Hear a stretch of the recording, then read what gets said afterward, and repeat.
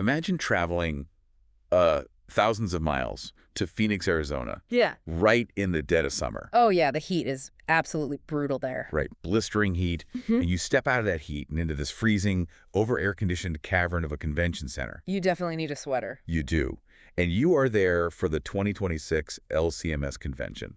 You've been studying this massive, like 5-pound binder for months. The infamous Convention Workbook. Exactly. So you finally walk up to the microphone, your heart is just pounding in your chest, and you are ready to advocate for a desperate, on-the-ground need in your local church. It's a huge moment for a delegate. It is. You lean into the mic, and before you can even make your impassioned plea, the committee chair just bangs the gavel. And they essentially say, well, sorry, we already answered that 3 years ago. Next. Yeah, exactly that. Ooh. Welcome to the procedural trapdoor known as Omnibus Resolution B. It is the absolute quickest way to feel entirely disenfranchised as a delegate. Oh, I bet. You are handed this massive document called Today's Business, and hidden in the back pages is this legislative maneuver. Right. And it can wipe out dozens of grassroots requests in a single sweeping vote. And that is exactly why we are doing this deep dive today. Absolutely. Because if you are a pastoral or lay delegate prepping for this 2026 convention,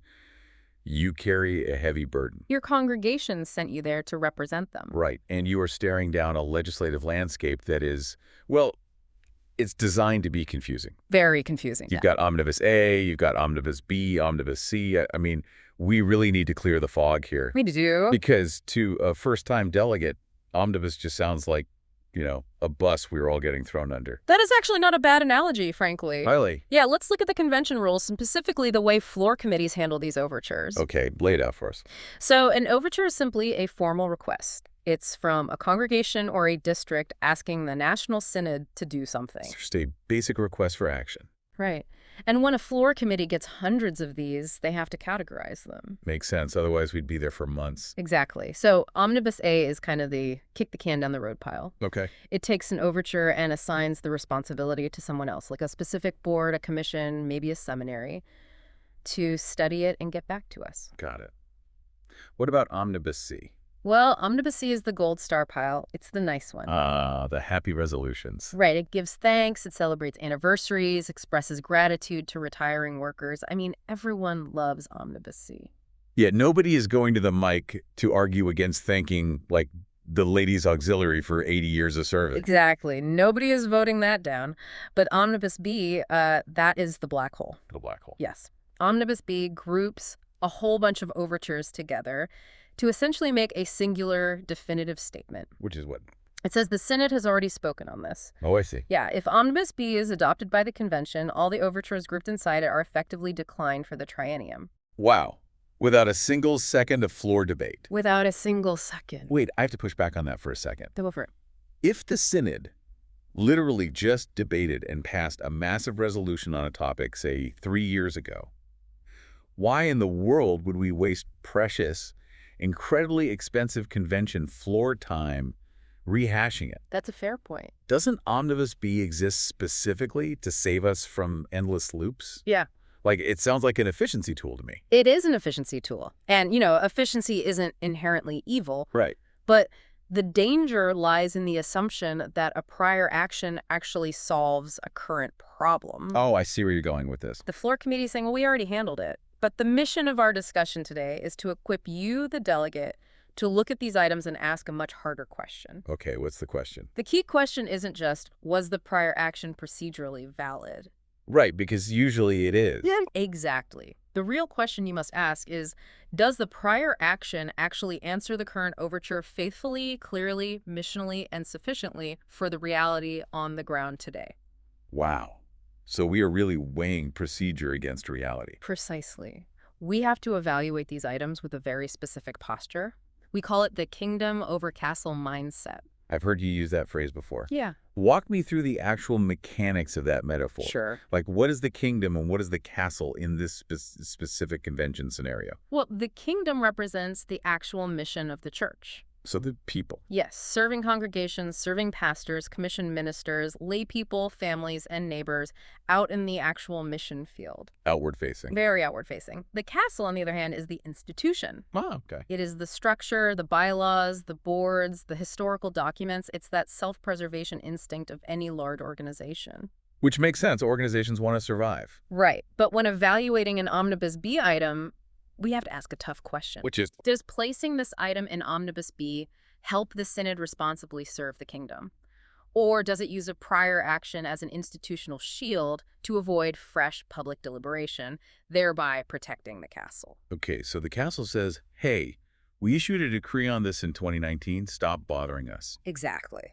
But the kingdom says, our people are hurting in 2026. We need to talk about this right now. You've got it. We are looking for low control and high accountability. We want strong doctrine for the sake of outward witness, not for inward institutional self-protection. All right, well, if we are talking about the kingdom over the castle, the most logical place to start is right at the front door of the local congregation. I agree. Let's look at what is happening inside the church walls and inside the home. Let's do it. I'm looking at the first set of overtures grouped into Omnibus B. Okay, let's break down the first Omnibus B item. Yeah, specifically Overture 111, titled To Inspire Training for Witness. Right. And for the delegates following along, you can find this in Today's Business, Issue 1 on page 54. Got it. So what's the plain language summary here? When you strip away the parliamentary jargon, what does this actually mean? Well, this overture is basically just asking the Synod to light a fire under evangelism training. Okay, It wants to make sure that witness programs are actually effective at the local congregational level. that sounds great. But what's the proposed omnibus action? If you look at the fine print right next to that overture, the committee justifies burying this in the omnibus by pointing to a prior action. Which one? A resolution we passed at the last convention. 2023 Resolution 101A. Okay, so they are just pointing backward. Right. The proposed action is that the convention will not adopt this new overture. It will simply point back to the 2023 resolution. So the practical effect is that no new witness training program will be mandated. Exactly. The 2023 action remains the authoritative word. Okay, let's do a little prior action analysis. I actually have the 2023 resolution here. What is it? Resolution 101A definitely addressed witness training. You talked about Operation Barnabas and, encouraged congregations to be active in their communities. So procedurally, the committee is totally correct. Yeah, we just talked about this 3 years ago. The ink is barely gray. Procedurally, it is a perfect match. But apply that kingdom over castle lens. Okay. We have to ask if a past resolution, even a very recent one, is sufficient to inspire current action. Oh, wait. I could hear a burned-out pastor right now saying, please, no more new programs. Oh, absolutely. Initiative fatigue is a massive, very real problem in the church. Every 3 years, a new binder shows up in the church office with a new catchphrase for evangelism, and it just gathers dust on a shelf. Sadly, yes. Doesn't leaving this in Omnibus B protect the local church from that initiative fatigue? It keeps the focus on what we already decided to do. That is actually the absolute best defense for keeping it in Omnibus B. Relying on the 2023 action prevents duplicating existing work and respects the convention's limited time. You really don't want to whip the delegates into a frenzy over a new program when they haven't even implemented the last one. Exactly. But think about a treadmill. A treadmill. Okay, I'm tracking. A 2023 resolution is just ink on paper. It's kind of like buying a treadmill in 2023 and putting it in your basement. And never using it. Right. Omnibus B essentially tells the delegates, hey, we already bought the treadmill. We don't need to talk about fitness. Oh, wow. That is brilliant. Your job as a delegate isn't just to audit the church's inventory and confirm the treadmill is down there. Right. Your job is to ask if anyone is actually sweating on it. That is a fantastic way to look at it. The existence of the resolution doesn't equal the execution of the mission. Exactly. Does pointing back to 2023 avoid the underlying reality that congregations might still be profoundly struggling right now to implement effective evangelism? You have to look at your own district. You have to look at your own town. Is your local church thriving in evangelism because of what the Synod passed in 2023? And if the answer is no, if the treadmill is just functioning as a very expensive clothes hanger, then what? Then maybe this overture shouldn't be silenced in a bundle. Maybe it deserves to be pulled out so a delegate can go to the mic. And say, we passed this 3 years ago, but we need fresh oxygen. We need to talk about why it isn't working. Precisely. It's the difference between having a policy and having a practice. Okay, so if the delegate feels their church needs that fresh oxygen, They need to advocate for pulling it out. They absolutely do. Let's look at another Omnibus B item in this same vein, focusing on the family. Good idea. This is Overture 126, to strengthen Christ-centered homes through family discipleship work, also on page 54. And the plain language summary for this one. Essentially, a congregation or district is begging for a renewed emphasis on family discipleship. They want catechesis that nurtures faith across generations, specifically inside the home. Right. And the proposed omnibus action for this. The committee wants to point it back to a prior action, 2019 Resolution 1207B. Okay. Let's analyze that prior action. The committee is signaling that the Synod believes family discipleship is already adequately covered by what was said back then. Well, I see a glaring issue with this immediately. What's that? 2019. Yes. The timeline is the entire story here. I mean, 2019 feels like a completely different historical era. It really does. It was before the COVID-19 pandemic. It was before remote learning turned the home into this chaotic stress box. Right. And it was before the massive accelerated cultural shifts regarding technology, smartphone addiction among kids, and the profound social isolation we are seeing in teenagers right now. That is the changed circumstances criteria perfectly applied. Yeah. Procedurally, yes, the 2019 resolution covered the topic of family discipleship, but the available documents do not show exactly how a resolution passed in the pre-pandemic world actually answers this overture in today's post-2020 landscape. I'm picturing a family in a local congregation right now. Both parents are working. Very common. The kids are bombarded by secular messaging on TikTok for like 6 hours a day.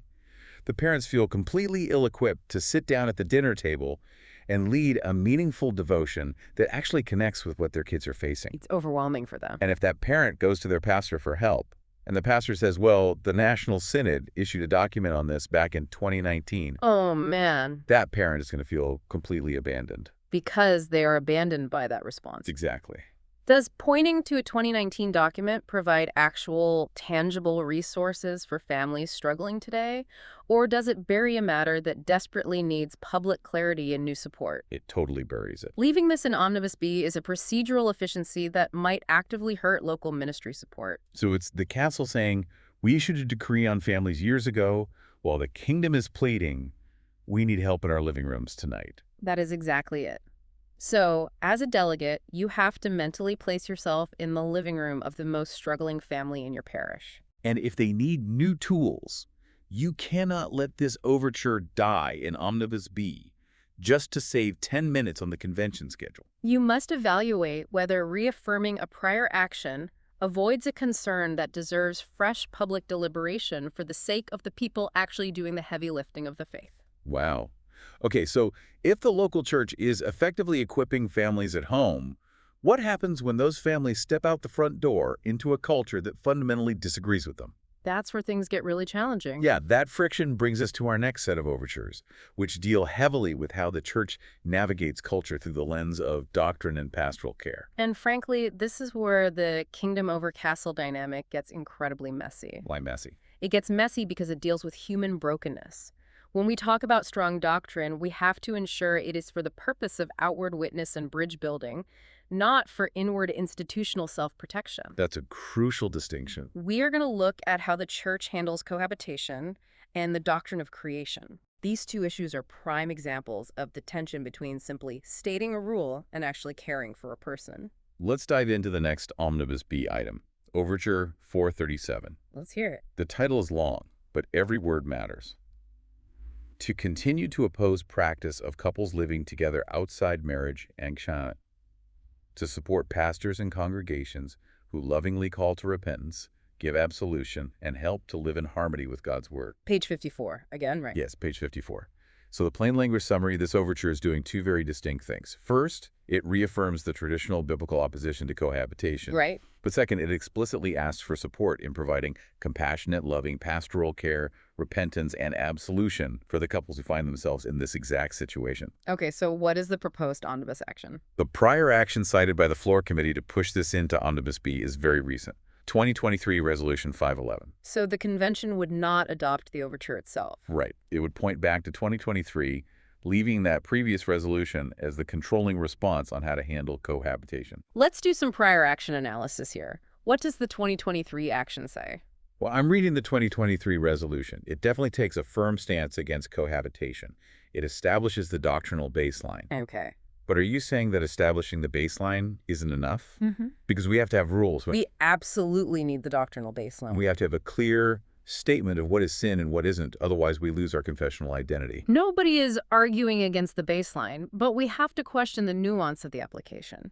How so? Does the 2023 resolution explicitly equip a pastor to, quote, lovingly call to repentance and give absolution, as this new overture specifically asks? Oh, I see. Or is the 2023 resolution mostly just a firm doctrinal stake in the ground stating that cohabitation is a sin? Let's put flesh and blood on this. Imagine Pastor Bob. He's 3 years out of the seminary. Okay, Pastor Bob. He's serving his first parish in a working-class neighborhood. A young couple comes into his office. They want to get married in the church. They love the Lord. That's a great start. But they're also currently living together because they literally cannot afford rent on 2 separate apartments in this economy. A very real scenario today. Yeah. Pastor Bob knows the doctrine. He knows 2023 Resolution 511. Right. But knowing the rule doesn't tell him how to actually walk this couple through repentance without driving them away from the church entirely. Exactly. It's one thing to have a piece of paper that says, this is wrong. It's entirely another to have a clear pastoral pathway to administer the balm of the gospel. That is the million-dollar question for the worker on the ground. Yeah. Cohabitation is arguably the most common pastoral care issue regarding marriage in our culture today. It crosses all demographics. Young couples, older widows facing pension penalties if they remarry, you name it. The goal of this overture is mission clarity and trust. Upholding biblical teaching without reopening a painful debate on the floor is the benefit of keeping it in Omnibus B. Right. Nobody wants a shouting match on the floor. But the profound risk is that a deeply complex pastoral care concern is treated as a checked box. The castle wants the rule clearly posted on the wall so it can defend itself. But the kingdom wants to know how to walk with the person standing at the gate. Brilliantly said. If the 2023 action was just a rule book, then burying this 2026 overture in an omnibus package is a massive missed opportunity. Delegates need to actually talk about the care aspect. Yes. How do we administer absolution to people tangled up in cultural and economic norms? So if you are a delegate and you know your pastor is struggling with how to handle cohabiting couples with grace and truth, you have to step to the mic. You have to say, we know the rule, now we need to discuss the pastoral care. You pull it out of Omnibus B not to change the doctrine, but to demand resources for the pastoral application of that doctrine. Man, this is so helpful. Let's look at another cultural intersection, one that deals with science and education. Okay, let's look at the next Omnibus B item. This is Overture 510, to encourage and promote biblical teaching of creation. All right, give us the plain language summary. This overture calls for a renewed emphasis on the biblical teaching of creation, likely in response to ongoing cultural and scientific debates. And what's the proposed omnibus action? What prior action are they citing? The prior action cited here is fascinating because it isn't just one resolution. Oh. It is a historical chain spanning almost a century. The committee cites the 1932 brief statement, the 1967 Resolution 231, 1973 Resolution 301, 2004 Resolution 208A, and 2019 Resolution 509A. Wow. Yeah. So the convention would not adopt the overture. Yeah. It would point back to this massive chain of historical doctrinal statements. Let's do some prior action analysis on that. The practical effect is to declare the issue of creation definitively settled. The Synod has spoken repeatedly over 9 decades. Okay, I have to admit, when I see a 1932 brief statement cited as a reason not to discuss a modern overture about teaching creation, my head spins a little. It is a long time ago. 1932. We didn't even know what the structure of DNA was in 1932. The Scopes monkey trial was still fresh news. Are you seriously telling me that a document from the Great Depression is the shield we are using to avoid talking about how to teach creation today? This is where we have to separate the substance of the doctrine from the apologetics of the doctrine. Okay, break that down for me. The doctrine itself, that God created the heavens and the earth, that has not changed. The Synod's position on a historical biblical creation is thoroughly established. Right. But look at the changed circumstances criteria. While the doctrine hasn't changed, the scientific environment and the cultural challenges change at breakneck speed. Totally. Think about a 16-year-old girl in your congregation. She is sitting in an advanced AP biology class. Okay. She is getting bombarded with modern evolutionary theory, CRISPR gene editing, cosmology from the James Webb Space Telescope. Heavy stuff for a teenager. If she comes to her Sunday school teacher with hard questions, does handing her a doctrinal statement from 1932 or even 1973 actually help her defend her faith? Probably not. It's like giving someone a musket to fight a drone war. That is a perfect analogy. The available documents do not show exactly how these cited prior actions answer this overture in terms of providing updated, modern teaching resources for a 2026 classroom. So why bury it in Omnibus B? The strongest case to leave this in Omnibus B is institutional protection. To avoid reopening settled doctrinal debates on the floor, which can attract a lot of heat and consume hours of convention time. The castle is terrified of a messy debate about the age of the earth. Exactly. But the kingdom needs tools. Does this overture ask the Synod to invent a new belief? No, it's just asking for new promotion and teaching tools to equip our kids. It's the difference between having the right answer and having the right tools to explain that answer to someone else. So if you as a delegate feel that our teachers, our parents, and our youth need modern, updated resources to navigate the scientific landscape of 2026, you might need to pull this out. You can stand at the mic and say, we unequivocally agree with the 1932 statement, but we desperately need 2026 tools to teach it to our children. That is a very clear distinction between affirming a prior action and recognizing a current missional need. Exactly. So we've talked about teaching creation in the local Sunday school and the public high school, but what about our own institutions? Higher education. Yeah, how does the Synod support its own schools and universities? The friction between the local church's budget and the national institution's needs is massive. As we shift to the financial and structural support of higher education, our guiding lens of low control and high accountability becomes critical. Okay. We have to look at how the Synod structure serves these institutions and how congregations are invited or expected to participate. Let's start with the money. Next Omnibus B item. Overture 708. To encourage congregations to include in annual mission budgets support for Regional University of Concordia University System. Okay, what's the plain language summary for that one? This overture is not subtle. It is a direct ask for money at the congregational level. It wants local churches to proactively carve out a piece of their annual budget to send to their regional Concordia University. And the proposed omnibus action. The prior action cited here is 2023 Resolution 706B. So the convention would not adopt this overture. It points back to the 2023 resolution. Let's run the prior action analysis. The 2023 resolution essentially did the same thing. It encouraged support.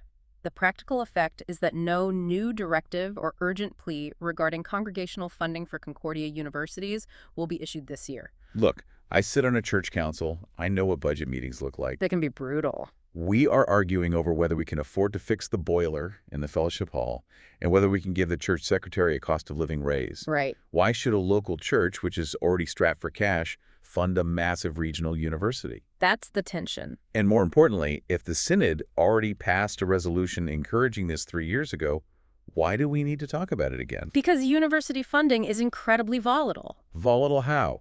We have all seen the news about the demographic cliff in higher education. Small colleges, especially Christian ones, are struggling to keep their doors open. Yeah, some have closed recently, right? Exactly. The Yeah. landscape of higher education finance changes month to month, let alone every 3 years.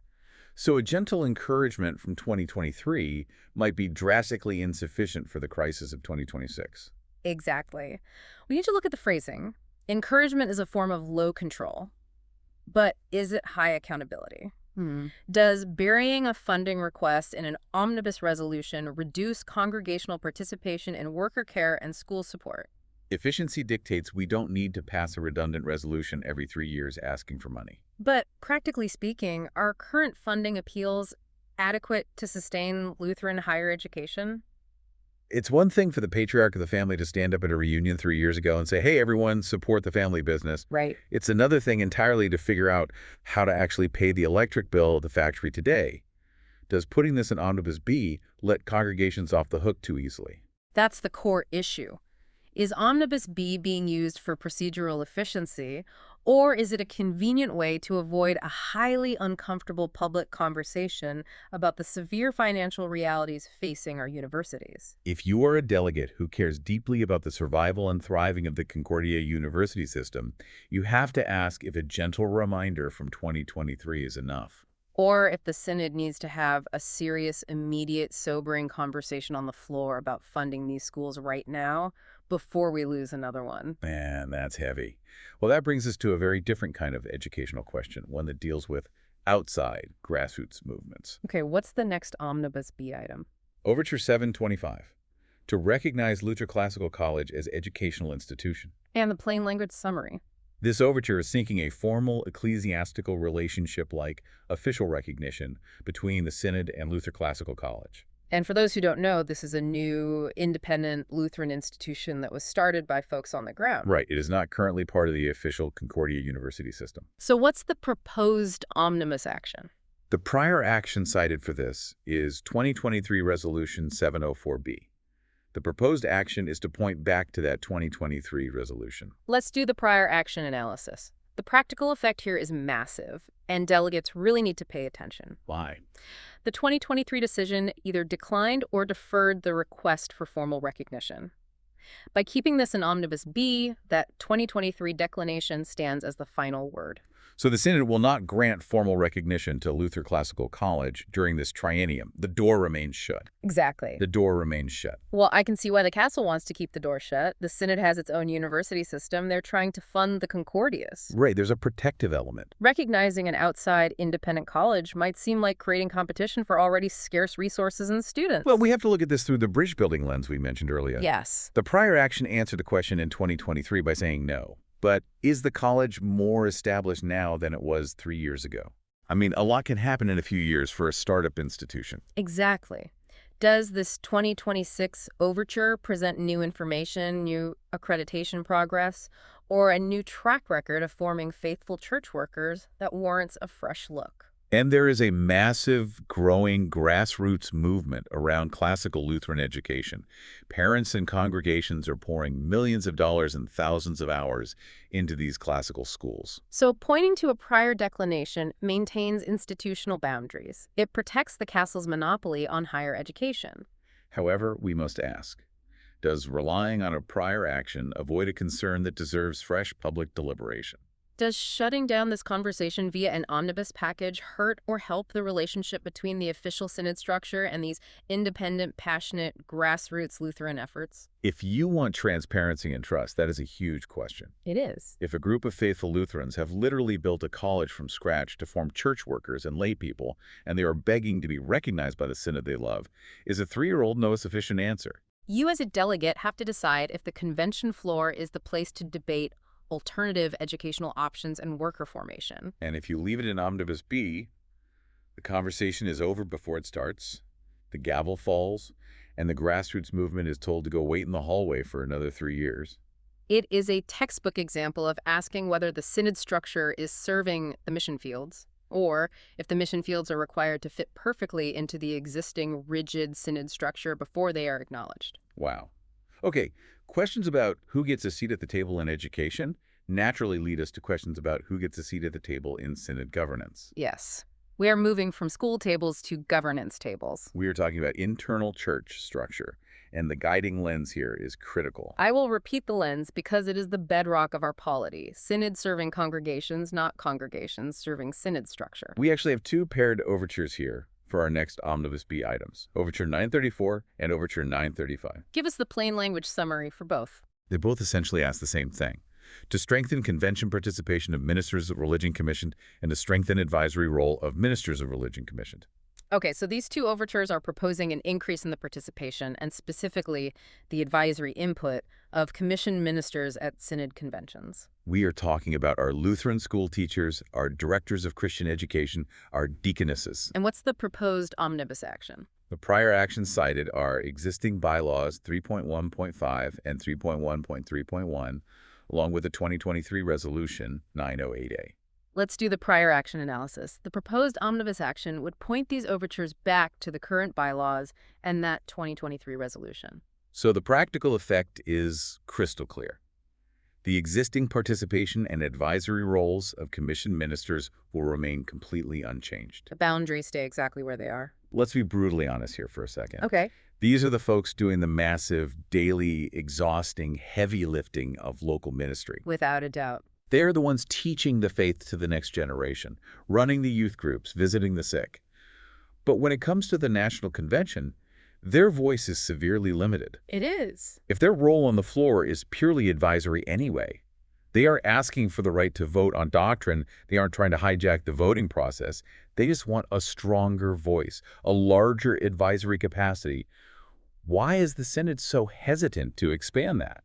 Governance structures naturally resist change. Who cares if we expand an advisory role? That doesn't change the vote tally. Expanding an advisory role takes up floor time. It requires changing the rhythm of debate. Ah, I see. Placing this in Omnibus B avoids spending floor time on a governance issue that was just debated in 2023. It's efficient. But look at this through the lens of congregational participation in governance. Okay, let's look at it. If these workers are essential to the mission, does shutting down their request for more participation build trust, or does it erode it? That's a very fair question. Does treating their request for a stronger voice as already answered signal a profound lack of support for local workers? It feels like the castle pulling up the drawbridge because the peasants in the courtyard are asking to speak. That is the exact tension a delegate must weigh. The pathway defined by the bylaws is clear, but is it sufficient? If you are a delegate who believes the teachers, DCEs, and deaconesses in your district need to be heard more clearly at the national level, you might want to pull this out of Omnibus B. Otherwise, the door stays shut for another 3 years, and those workers are sent the message that their current limited role is all the institution is willing to offer. Speaking of the 3-year cycle, let's look at the next governance item. Let's have it. This is Overture 942 and Overture 943, to change to 4-year convention cycle. What's the plain language summary here? This is a proposal to change the National Synod convention cycle. Instead of meeting every 3 years like we do now, we would meet every 4 years. And the proposed omnibus action. The prior action cited here is the declination of 2023 Resolution 909A. So the proposed action points back to the 2023 declination. Okay, prior action analysis time. The practical effect is that the matter is regarded as settled. The convention cycle remains at 3 years. I'm going to be honest, if I'm a delegate, a 4-year cycle sounds amazing. Why is that? Conventions are incredibly expensive. They cost millions of dollars. The preparation takes thousands of man-hours. That's very true. The physical exhaustion of sitting in those convention center chairs for a week is real. Why wouldn't we want to save the money and the headache by moving to a 4-year cycle? Well, the Synod debated and rejected this exact change in 2023. They said no, loudly and clearly. So why would someone bring it up again? Because the financial pressure hasn't gone away. The desire to save money is a valid, stewardship-driven desire. Right. But this specific overture provides a fascinating flip to our usual omnibus analysis. A flip. How so? Up until now, we've been talking about how placing something in Omnibus B might shut down a grassroots request or avoid accountability. Right, the whole castle versus kingdom thing. But here, relying on the prior action might actually preserve accountability. Oh, wait. Explain that. How does killing the overture preserve accountability? A 3-year cycle requires Synod leadership, the boards, and the commissions to report back to the congregations, to face the delegates, and to justify their actions more frequently than a 4-year cycle would. Oh, I see. Every time you extend the gap between conventions, you extend the runway where leadership operates without direct, face-to-face delegate oversight. That is brilliant. You, as a delegate, have to weigh stewardship of dollars against stewardship of oversight. Exactly. A 4-year cycle saves a ton of money. It gives everyone a breather. But the 3-year cycle means the leadership has to answer to the congregations more often. It maintains high accountability. So in this specific case, keeping this overture in Omnibus B and effectively killing the 4-year proposal by relying on the 2023 declination might actually be the best way to ensure the Synod remains accountable to the congregations. It illustrates perfectly why a delegate cannot just have a blanket pro-omnibus or anti-omnibus stance. You cannot just assume Omnibus B is always bad or always good. You have to read the item. In this case, affirming the prior action and maintaining the 3-year cycle might be the most robust kingdom over castle move you can make. The castle would probably love a 4-year break from delegate oversight. The kingdom demands accountability every 3 years. Wow, that completely changed my perspective on that one. Let's move to our final topic. It also deals with how we structure leadership, but it digs deep into the actual titles we use for those leaders. What's the Omnibus B item? We're looking at Overture 950 and Overture 951.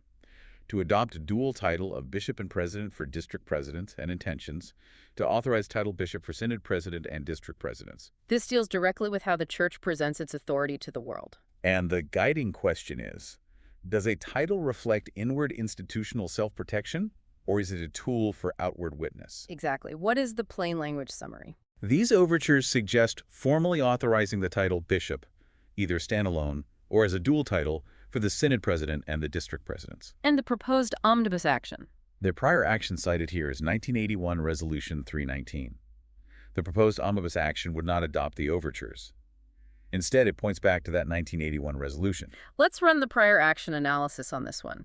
The practical effect is to uphold the 1981 rejection of episcopal titles. The titles will strictly remain as president. So the prior action, 1981 Resolution 319, formally rejected the use of the title bishop. So procedurally, it does answer the question. The synod spoke. But this is where a massive red flag should go up for any delegate reading this document. Why? 1981 was 45 years ago. Oh my goodness. Half the delegates at this convention might not have even been born yet when that resolution passed. Exactly. Let's consider the historical context and the changed circumstances criteria. Why did the synod reject the title bishop in 1981? Much of it had to do with guarding our Protestant identity, avoiding any confusion with Roman Catholic hierarchical structures, and maintaining a flat congregational polity. Okay, those are incredibly valid concerns in 1981. But the world has changed. The global ecumenical landscape has changed. And more importantly, the cultural understanding of the word president has changed drastically since 1981. Yes, it has. The word president today sounds highly corporate. It sounds like a Fortune 500 CEO ordering layoffs. Or it sounds incredibly political, wrapped up in the toxic partisanship of our current era. Neither of those associations are particularly pastoral. You've hit the nail on the head. We have to ask if the title president emphasizes the corporate castle. Right, it implies administration, boardrooms, budgets, and executive action. Bishop, historically, biblically, and globally, implies pastoring pastors, overseeing the spiritual care of a region, and building bridges. Think about this practically. A district president walks into an ICU room to pray with a dying pastor. If the nurse asks who he is, and he says, "I'm the district president," it sounds like he's there from HR to audit the church's health insurance policy. It's a vivid picture. If he says, "I'm the bishop," the nurse immediately understands his spiritual pastoral role.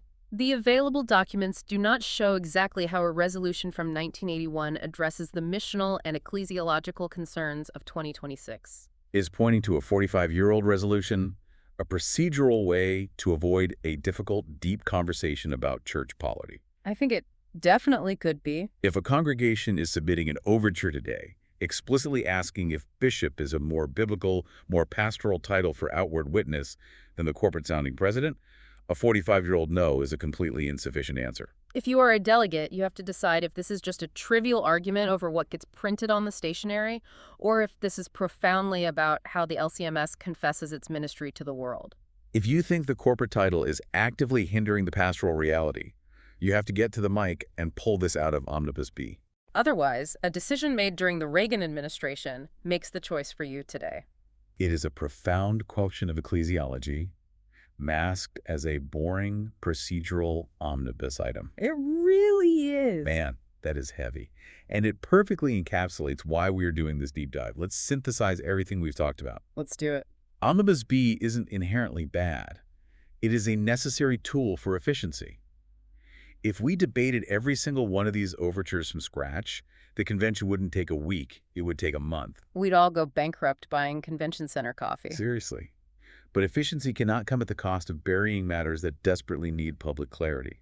Your posture as a delegate is crucial here. How so? Do not oppose an omnibus merely because it is an omnibus. Do not be the guy who just wants to argue about everything. Right, nobody likes that guy. But conversely, do not approve an omnibus merely because it saves time so you can get to the lunch buffet early. You must read the items. You must evaluate the text, the incentives, the accountability, and the mission impact. You must ask whether the prior action affirmation is actually enough for the church today. You have the power to change this. I want to walk you through exactly what to do. If you identify an item that needs fresh debate, you literally stand up, walk down the aisle, and queue up at the microphone during the convention. When the chairman calls on you, you say, "Mr. Chairman, I move to remove overture number from Omnibus Resolution B and refer it to a floor committee. because this matter deserves separate consideration. It takes immense courage to be the person who interrupts the flow of a massive convention to ask a hard question. But that is literally what you were elected to do. You are there to represent the kingdom, not just rubber stamp the castle. Exactly. Which brings us back to where we started. When you look at that massive, intimidating stack of documents, it isn't just a binary menu of yes or no. It's a landscape you have to navigate with discernment. When a church body says, we have already spoken on this, we have to ask, are they remembering that the people they're speaking to today weren't necessarily in the room back then? The families sitting in the pews struggling with screen time, the young adults questioning their faith in biology class, the young pastor trying to show grace to a cohabiting couple. Well, they weren't at the convention in 2023 or 2019 or 1981. Is the Synod relying on its past, or is it equipping its future? That is the ultimate provocative thought for every delegate in Phoenix. Do we rest on our prior actions, or do we forge a clear pathway for the mission fields of tomorrow? It's a big responsibility. Good luck out there on the convention floor. Read your workbooks, pray for wisdom, talk to your local workers, and whatever you do, don't be afraid to walk up to that microphone and use your voice. We'll catch you next time on The Deep Dive.